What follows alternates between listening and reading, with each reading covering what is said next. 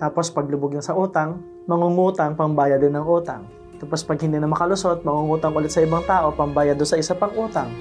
Tapal-tapal lang siya, kaya lalong lumalalim yung utang, lalong lumulubog sa utang. And if that happens, you will start to feel bad about yourself.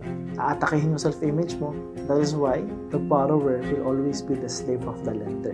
Because kahit saan mo pa ikot-ikotin yan, sabihin na nating pinautang kita kasi hindi ka nagbayad.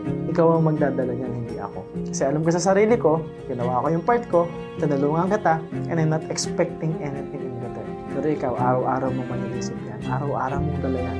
And in your mind, you will always be the slave. So kung tinatamaan ka ngayon, niutang ka, strongly recommend na magbayad ka. Keep it in your mind and in your heart na kahit anong mangyari, babayaran mo.